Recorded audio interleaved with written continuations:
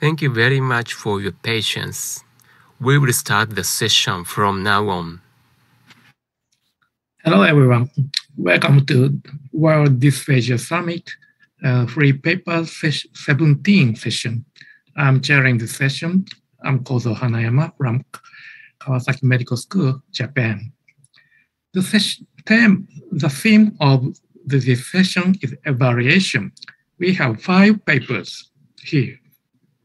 If you have questions to the speaker, please put your questions into Q&A that you can see the bottom part of the screen. We are starting discussion just after each presentation. I would appreciate it if you could have a lively discussion. And now we are opening this session.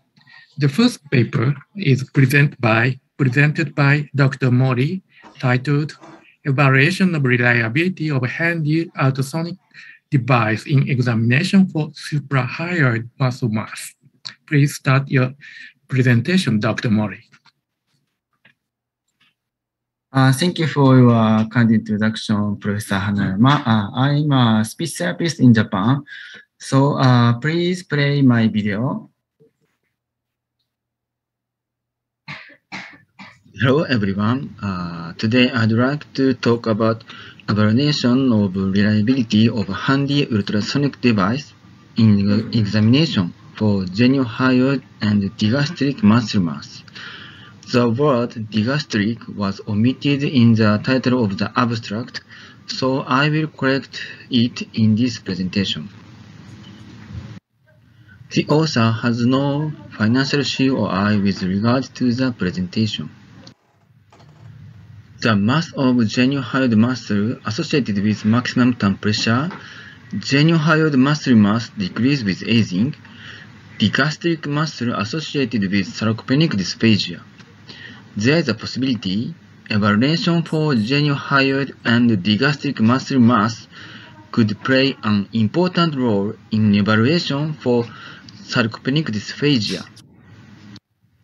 The mass of geniohyoid and digastric muscle mass can be evaluated by CT and MRI, but these devices are expensive or invasive. Ultrasonography is convenient and non-invasive. Ultrasonic device has become cheaper and smaller and can be applied in the wide range of situations. Recently, way of ultrasonographic measurement for swelling muscle mass is researched well. Inter-instrument reliability has not been confirmed about ultrasonography for geniohyoid and digastric muscle mass. We intended to verify geniohyoid and digastric muscle can be measured using a small ultrasonic device so-called pocket echo. 28 young people without dysphagia were participated. Height, weight, body mass index, hand grip strength, curve circumference, cross-section area of geniohyoid and digastric muscle in coronal plane were measured. The Bland-Altman analysis for 2 types of ultrasonic devices was performed. Intra-class correlations were calculated. We used 2 instruments. The first one is Logic EV2 produced by GE. The size was like a laptop computer. The second one is Sonon 300L. The size is about 1.5 times larger than a smartphone. There are sample images of the same person. Subjectively, GE looked a little clearer. As you can see, the probe is contacted at the point of anterior 1/3 between the chin and the angle of the mandible. And the examination was repeated 3 times. The area was identified manually using the polygon mode on image J. We tried to identify 3 times, and the mean value was calculated as the result of each image. So totally 9 values were used to determine the result of the area of each person. The number of female is 15. Female was 15. Male was 13. The mean age of female was 28.1. Male was 31.8. There are no sarcopenia. This is the results of ultrasonography. The mean value of geniohyoid muscle area of GE was 106.2, Sonon was 103.6. The mean value of right digastric muscle area of GE was 63.7, Sonon was 58.4. The mean value of left digastric muscle area of GE was 62.9, Sonon was 59.2. The figure on the left is a Bland-Altman plot. The result of GE value minus Sonon value is on the vertical axis. The results of GE plus Sonon divided 2 are on the horizontal axis. The figure on the right is an estimated and actual plot with GE on the vertical axis and Sonon on the horizontal axis. ICC means intra-class correlation. SEM means standard error of measurement. As you can see, 6 points were out of the area of limits of agreement. 95% limits of agreement is calculated using the formula mean of difference plus minus 2 precision. Precision means the standard deviation of the difference. ICC was 0.35. It was relatively low. This is the results for right digastric muscle area. 5 points were out of the area of limits of agreement, but ICC was 0.78.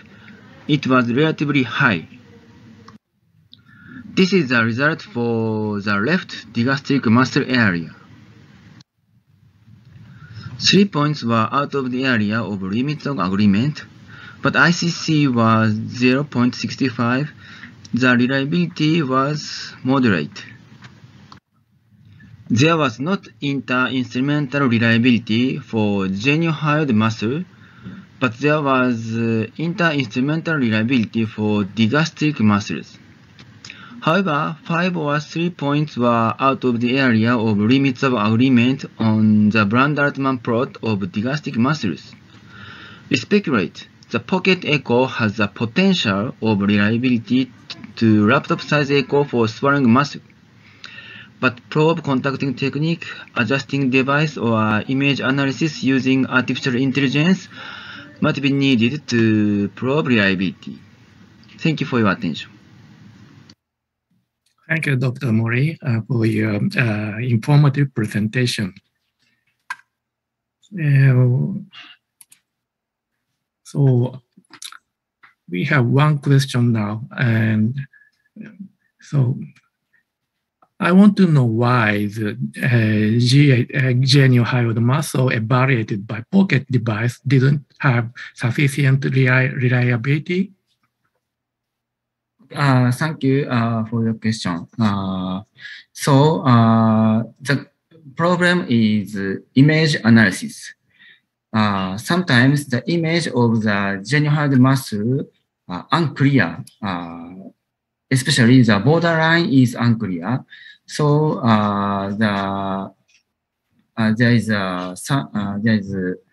it is difficult to exact analysis. Other questions? If you have questions, please put your questions into Q&A part. So, Dr. Mori, what is the same and what is the different between two methods as condition? Condition. So, frequency or probe or anything. Okay. I adjusted the Sorry, I don't have the exact number. So I perform the same condition and for example, depth or frequency or dynamic range. It's okay. Okay. Any other questions?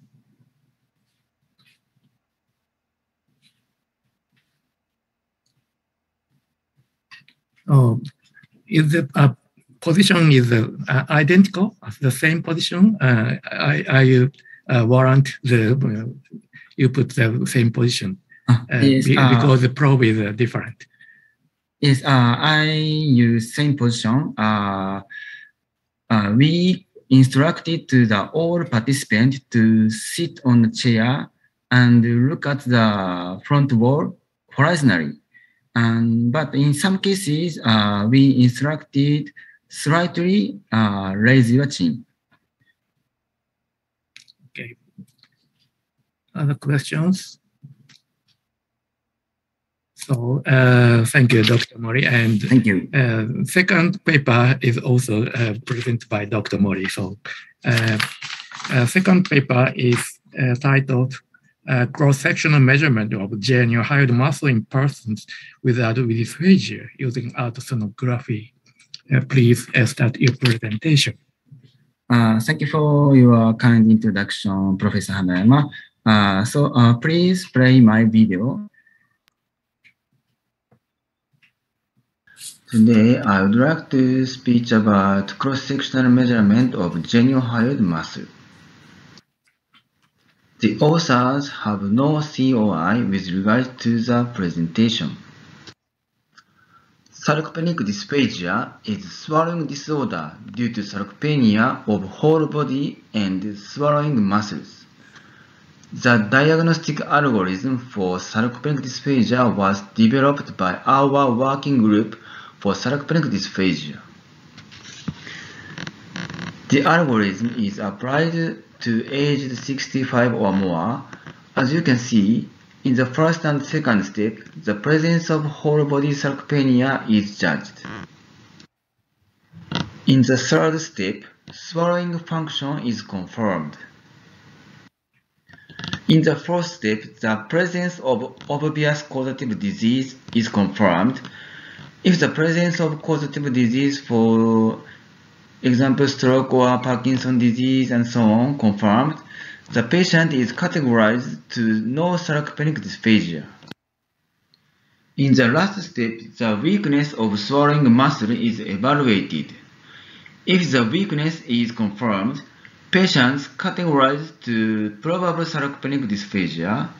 If the weakness is not confirmed, patient is categorized to possible sarcopenic dysphagia. Measurement of swallowing muscle mass is not included in the algorithm because measurement method for the mass is not convenient at the time of development, but we want to add mass information to create definite diagnosis now. Recently, ultrasonographic measurement is available to identify swallowing muscle mass. Ultrasonography is convenient and non-invasive method than CT or MRI. Reliability of ultrasonographic measurement for cross-sectional area of geniohyoid muscle mass in such as brain was verified. But there is no research for what the standard value is.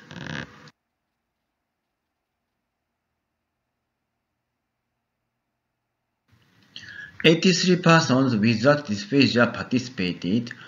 Older group included 38 and younger group included 45. Age, gender, height, weight, body mass index, hand grip strength, calf circumference, maximum temperature, cross-sectional area of geniohyoid muscle, and brightness of geniohyoid muscle were measured. Univariate analysis was performed. Cutoff values were calculated and compared with patients with sarcopenic dysphagia. The instrument is Bersana Active produced by GE, and we used convex type probe. Geniohyoid muscle in sagittal plane was measured. Neck was positioned in the middle. Interesting area was identified manually, and brightness was calculated by image J. The mean age of old female is 86.5.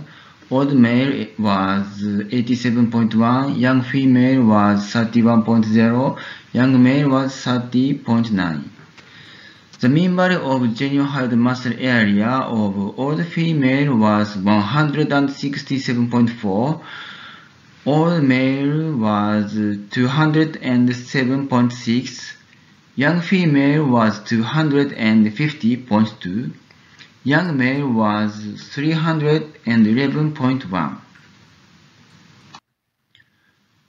This is the result of univariate correlations. The age was well correlated with max time pressure and geniohyoid muscle area and geniohyoid muscle brightness. Maximum time pressure well correlated with geniohyoid muscle area. Our data could represent the correlation between the area of geniohyoid muscle, age, muscle body, and muscle strength using univariate analysis. This is the histogram of geniohyoid muscle area. As you can see, the area of old group is relatively small than young. This is the result of estimation of cutoff value. The mean value minus twice standard deviation of young female was 159.2. Young male was 198.9. The mean value of patients with sarcopenic dysphagia was reported in Ogawa et al. We calculated mean value plus single standard deviation to know sensitive value in relation to our data. This column is Ogawa's report. This is the mean value. This column is Ogawa's report. This number is mean value plus single standard deviation. This column is our data. Our cutoff value is 159.2 and 198.9 approximate to the patient with sarcopenic dysphagia. We speculate these values are reasonable in clinical scene for sarcopenic dysphagia. The way of estimation for cutoff point of whole body muscle mass is often applied the formula as mean value in young people minus twice standard deviation. There's possibility our cutoff value using formula as mean value in young people minus twice standard deviation for cross-section area of geniohyoid muscle is useful in the evaluation for sarcopenic dysphagia as well as whole body muscle mass. However, our data was constructed from only 45 persons. We are going to collect more samples to increase accuracy of the standard value. Thank you for your attention. Thank you for your informative presentation, Dr. Mori. There's no questions in Q&A. So I'll ask you, you compare the value of geniohyoid muscle mass regarding a subject's age. What do you think about other factors other than age? Thank you for your question. I think whole body muscle mass should be related to the mass of the geniohyoid muscle. because previous researches because the previous researches represents the outcome. Okay. So, of course, you have to compile many data for the cutoff, deciding cutoff value. But I think if you have to adjust for any factors other than age, so please take it in consideration. Thank you. I think the factor of the candidate of the factor is muscle mass or weight or height. Thank you. Thank you. One question coming in. Okay. Thank you very much for your interesting presentation. What was the participant's posture during the echo examination? Thank you for your question. The posture. So the participant sit on the chair and the neck was in the middle position. So we instructed them to look at the front wall horizontally, and in some cases we instructed them slightly raise the chin, not extremely, not slightly raise the chin. We employed also the sitting position. How about the lying position or a reclining position? What do you think about the posture? Thank you. I think lying position is useful too. So because the head was supported mechanically, so okay, all right. Yeah, it may be practical in lying patients and acute phase. So one more question. How many participants do you think is necessary for further study to find the cutoff value? Thank you for your comment. Totally, we need about 80 persons. So we calculated from the previous research data using the mean value and the standard deviation. Totally about 80. It's total, and for yeah, you parted in young and male and old and female. So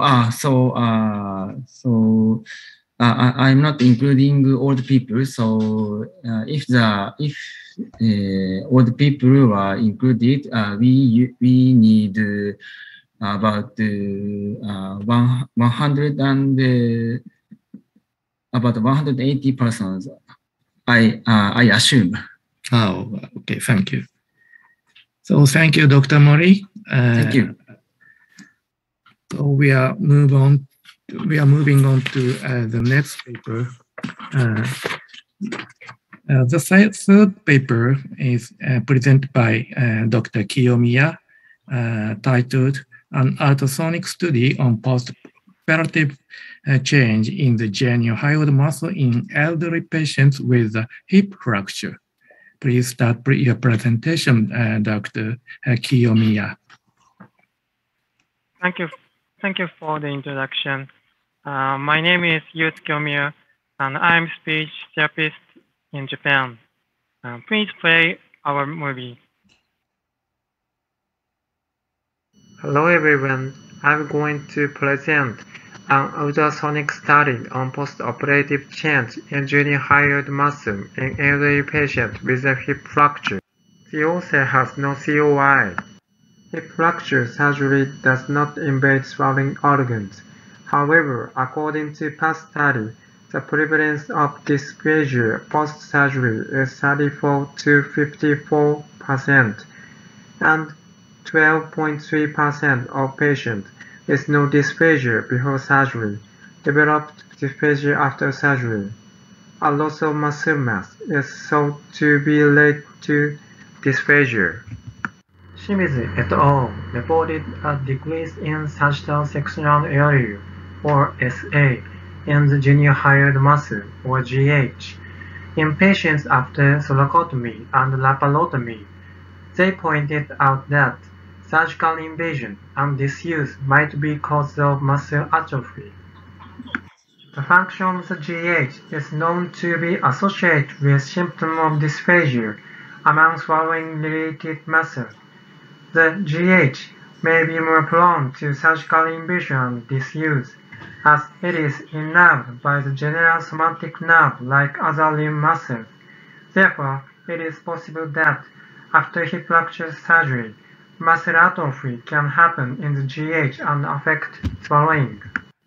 The objective of this study are to clarify whether the area and shortening of the GH change in elderly patients after hip fracture surgery, and whether the area and shortening of the GH are related to swallowing function of the subject. The subjects were 23 women aged 65 years or older, with a mean age of 80.7. The exclusion criteria are as shown in the slide. Evaluation and measurement schedule. Water swallow test with 3 to 100 ml water was performed within 48 hours after surgery. Based on the results, the patients were divided into two groups, one with normal swallowing function (NSF) and the other with suspected decline in swallowing function (DSF). When wet voice, throat clearing, or cough was observed during water drinking, it was considered a sign of declining swallowing function.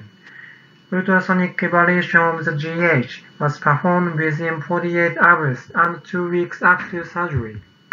The subject was positioned on the bed with a backrest angle of 30 degrees from the horizontal position. The probe was placed as in the image 1. Image 2 showed the sagittal sectional area of the GH measured by enclosing the boundary between the muscle layer and fascia. Post-operative change in SA between immediately and 2 weeks after surgery was calculated in %. Image 3 shows the length of the GH at rest. Image 4 shows the length of the GH during swallowing. Shortening rate and 2 weeks post-operative change in the SWAR were calculated. This is the basic information of the subject. There were no statistically significant differences except for height. Here is a comparison of the GH of all patients. The comparison of SA showed a significant difference between the two evaluation points. On the other hand, the SR showed no significant difference between the two evaluation points. This is the intergroup comparison for SA and SR. Within each group, the SA showed a significant difference between the two time points. As for SR, a significant difference was only found in the DSF group. This is an intergroup comparison of the GH.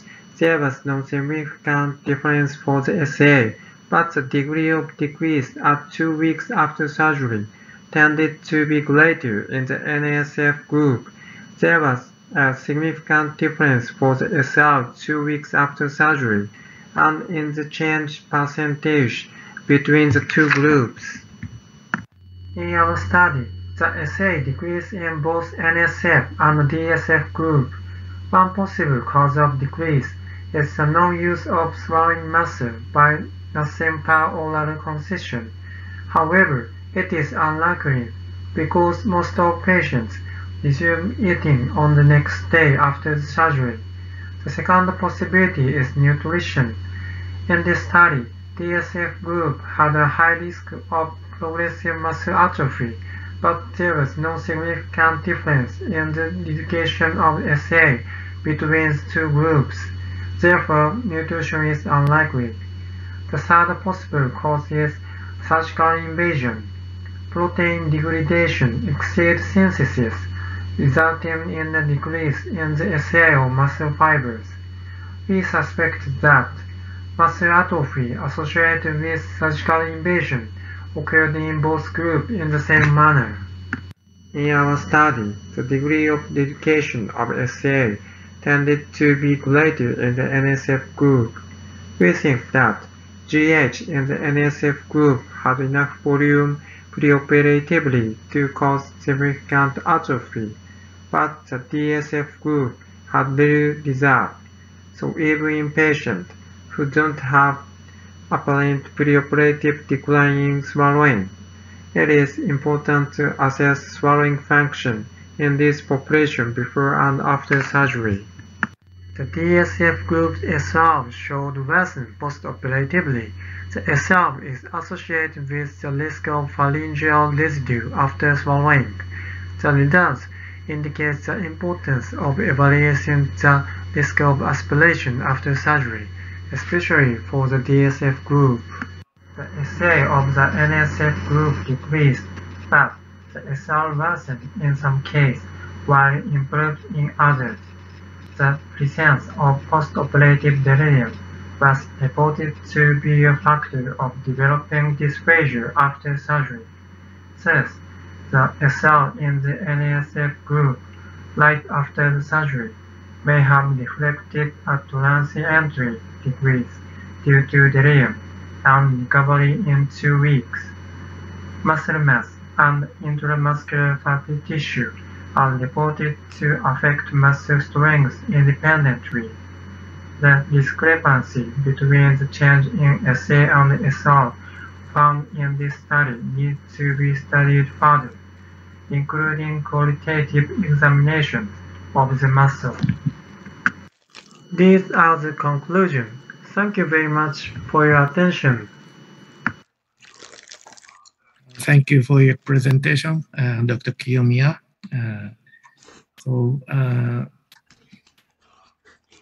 No question yet, but oh yes, just came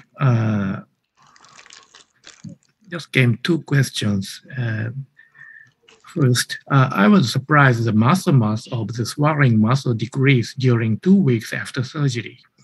Did you identify patients who newly developed dysphagia during the 2 weeks?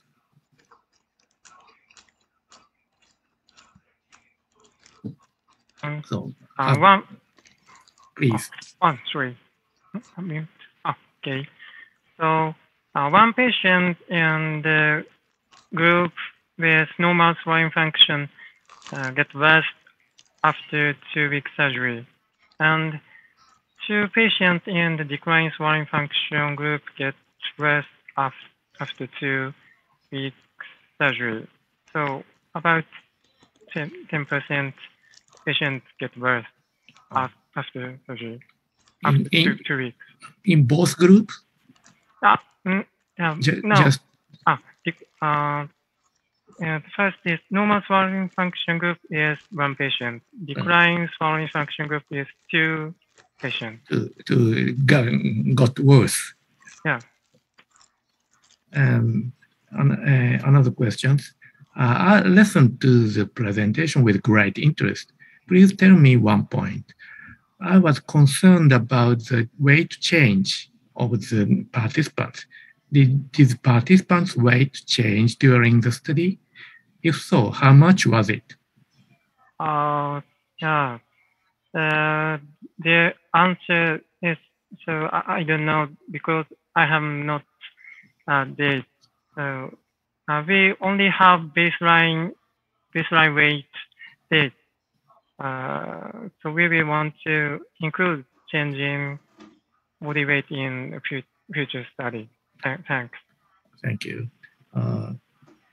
How about the condition of feeding? They had whole meals or reduced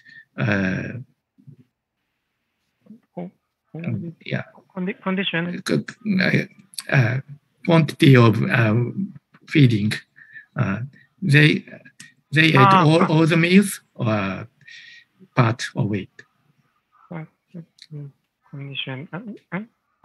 The question is moderate.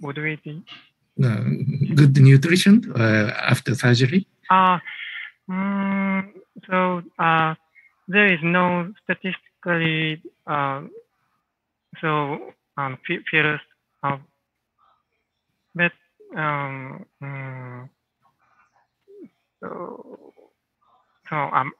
I don't know. So okay. Thank you. It's time is running over. So thank you, Dr. Kiyomiya, for your presentation discussion. So we are moving on to the next paper presented by Dr. Nakao, titled "Does maximum isometric tongue pressure reflect oropharyngeal dysphagia? A systemic review and meta-analysis, preliminary results." So please start your presentation. Thank you, Chair, for the kind introduction. Please start the video. Good afternoon. The title of our presentation is, "Does maximum isometric